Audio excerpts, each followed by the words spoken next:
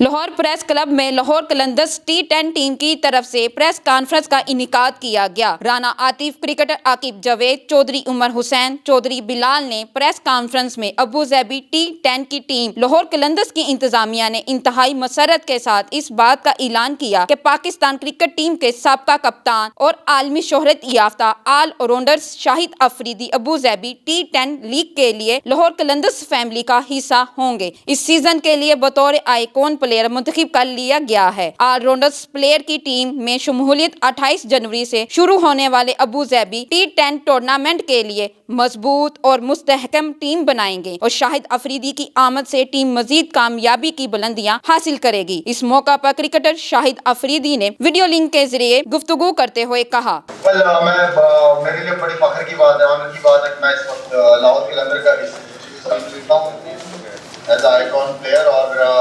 और मेरे ख्याल में मैं काफ़ी अच्छे से कोशिश हो रही थी कि लाहौर कलंदर की तरफ से खेला जाए और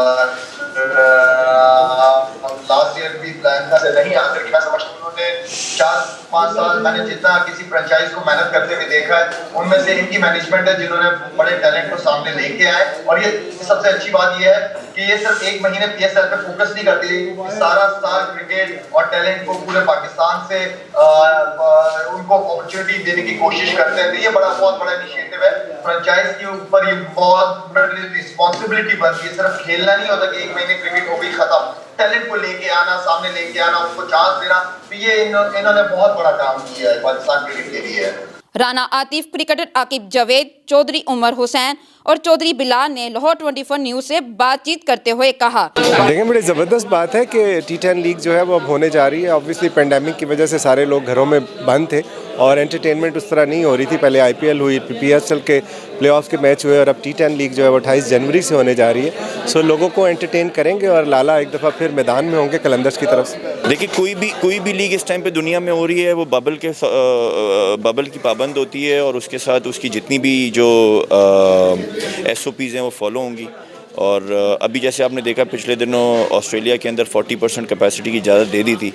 तो लेट्स सी क्या होता है। वैक्सीन भी आ गई है और प्लेयर्स बहुत ही ज़्यादा खुद भी एहतियात करते हैं क्योंकि जब वो इतनी मेहनत करके वहाँ तक पहुँचते हैं तो कोविड के पॉजिटिव आने में उनके लिए भी कोई बेहतरी नहीं होती उसके अंदर। तो इंशाल्लाह हमारी साइड से तो हमने फुल फैसिलिटीज़ देनी है, बाकी देखें आगे क्या होता है। नहीं बस इंशाल्लाह लुकिंग फॉरवर्ड टू इट। अल्लाह की इजाज़त से उम्मीद है कि 28 तारीख को जनवरी में टूर्नामेंट स्टार्ट हो रहा है तो उम्मीद है कि हम लाहौर जो है वो ट्रॉफ़ी जीत के वापस आएँगे इंशाल्लाह। और सबसे बड़ी न्यूज़ तो ये है कि शाहिद अफरीदी जो होंगे वो हमारे आइकॉन प्लेयर हैं और वेरी एक्साइटेड क्योंकि एक तो क्रिकेट की एक्टिविटी शुरू हुई हैं बहुत देर बाद और दूसरा ये कि शाहिद अफरीदी का हमारे साथ आना, कलंदर्स की तरफ से खेलना बहुत बड़ी बात है।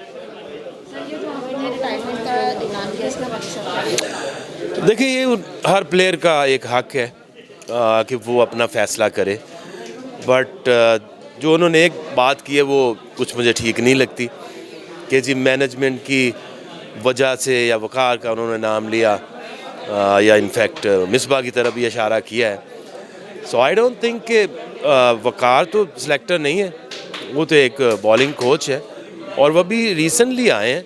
सो आई थिंक कि अगर आप देखें जो पाकिस्तान के पास ऑप्शंस बची हैं अभी, जिस तरह शाहीन नंबर 1 बॉलर बना है या हारिस बना है या वहाब आपके पास है, हसनैन है, तो ये काफ़ी आपके पास फास्ट बॉलिंग टैलेंट आया है।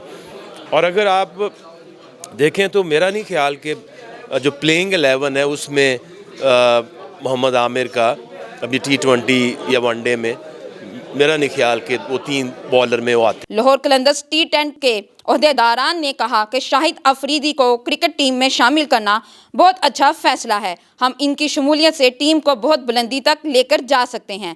कैमरामैन शाहिद इकबाल के साथ किरण बशीर, लाहौर 24 न्यूज़ लाहौर।